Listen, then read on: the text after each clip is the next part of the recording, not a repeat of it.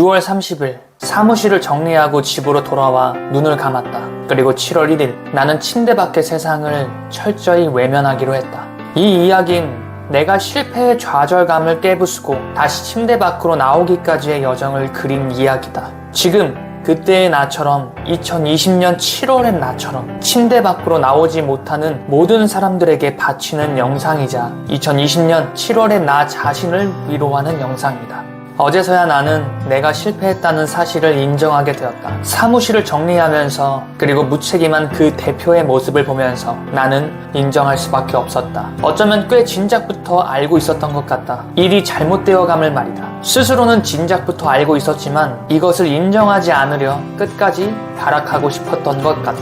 그러는 사이 내가 짊어져야 할 현실의 무게는 더욱 눈덩이처럼 불어나게 되었다. 참으로 우픈 건 나 스스로 결단하지 못해 끊어내지 못하고 있던 그 상황을 코로나19라는 세계적인 대재앙이 대신 끊어준 것 같은 생각도 들었다. 만감이 교차했다. 왜 진작 더 빠르게 결단하지 못했는지 그런 생각이 들 때마다 더욱 패배감으로 가슴이 아팠다. 하지만 침대 밖의 세상은 그런 나의 상태와는 다르게 아무 일도 없었다는 듯이 그저 평화롭게만 흘러가는 듯 해보였다. 그도 그럴 것이 침대 밖으로 나와 가족들을 마주할 때면 뭔가 나만 잘못된 것 같은, 그러니까 대역 죄인이 된 것 같은 기분에 밥 먹으러 나오라는 엄마의 말을 외면하기도 했다. 그래서 그냥 침대에 누워 마냥 자기로 했다. 얼마나 잤을까? 어느덧 시간은 오후 3, 4시가 되었던 것으로 기억한다. 잠만 하염없이 자보려 했는데 그것조차 내 마음대로 되지 않았다. 그래서 스마트폰을 들어 유튜브를 켰다. 재밌는 영상은 없을까 하며 내리던 중에 어릴 적 재밌게 보았던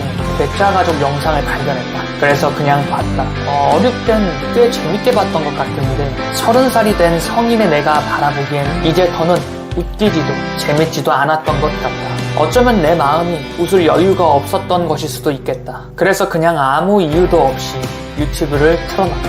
그러다 페이스북을 켜기도 하고 다시 잡코리아를 보기도 하면서 또다시 유튜브를 켜기도 했다.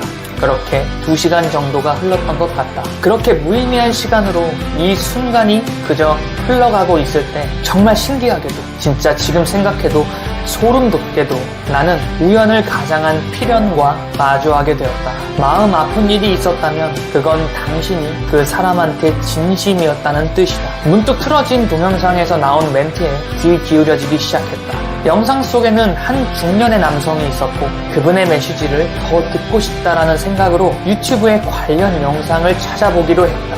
당신은 아무 일 없던 사람보다 강합니다. 아프면 아프다고 말하세요. 쉬지 않고 일하면 면역력이 떨어집니다. 그리고 억울해진대요. 그리고 화가 납니다. 가끔은 내가 편한 대로 해도 세상에 큰 무리가 되지 않습니다. 사람은 힘들어서 죽는 게 아니라 위로받지 못해 죽습니다. 힘들 때 위로받으면 마음의 밀도가 높아집니다. 지금까지 아무리 추운 겨울이라도 봄이 오는 것을 막지 못했다는 것입니다. 지구가 단 한 번도 멈춘 적이 없듯이 겨울이 지나면 반드시 봄이 옵니다. 해가 안 보인다고 해가 없다라고 생각하는 것만큼 어리석은 일이 없습니다. 삶의 햇빛이 비치는 곳으로 가봅시다. 그러면 우리의 삶도 조금씩 변화할 것입니다. 포프리쇼, 그리고 그 무대를 가득 채우는 김창옥 교수님의 메시지. 나는 수십 시간을 포프리쇼 영상을 찾아보며 거기에 집중 몰입하기 시작했다. 그분의 위로가 내 안의 상처를 치유하고 있음을 나는 분명히 자각하고 있었다. 가장 기억에 남는 메시지 하나가 있다.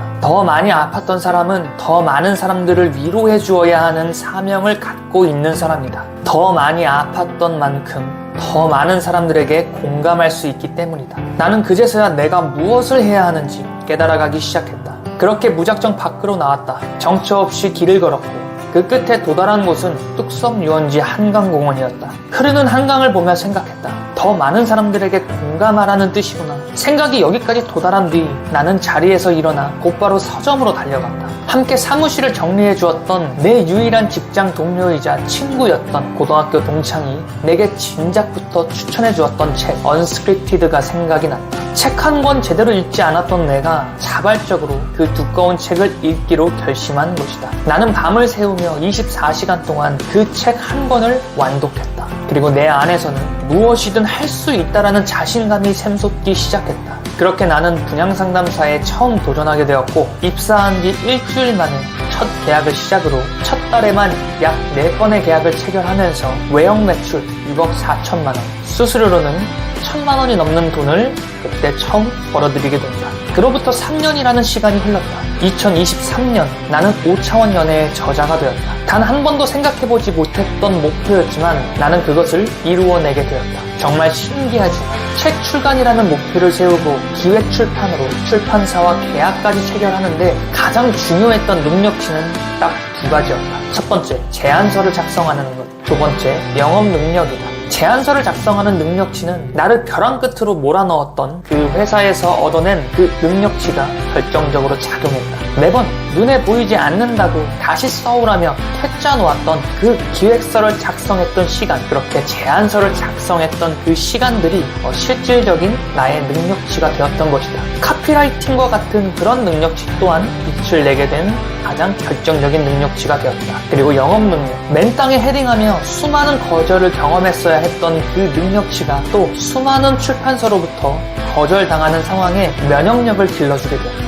하여 나는 약 200여 개의 출판사에 출판 제안서를 보냈고 그 중에 딱 2곳에서 기획 출판의 제안을 받게 되었다. 그리고 2023년 9월 21일 나는 5차원 연애의 저자가 되었고 이제 나는 베스트셀러 저자라는 목표를 세워 또다시 나의 삶을 개척해 나가고자 한다. 삶이란 모든 것에서 양면의 가능성이 존재하는 것 같다. 당시엔 나를 벼랑 끝으로 몰고 갔던 그 경험이 이제는 내게 이 세상을 어떻게 살아가야 하는지 방향을 제시해주는 나침반과 같은 역할을 해주고 있다. 지금 생각해보면 그때 그 실패의 경험은 내 인생 가장 큰 행운이었다고 할 만하다. 나는 내 인생의 모든 경험을 행운으로 해석하기로 결단했다. 따라서 모든 경험은 나에게 있어 행운이고 그 행운들이 모여 훗날 나의 삶은 더 높은 곳으로 도약하게 될 것이다. 그리고 지금의 내가 다시 시간을 거슬러 올라가 2020년 7월의 나에게 딱 한 가지 메시지를 다시 전하며 이번 영상을 마치고자 한다.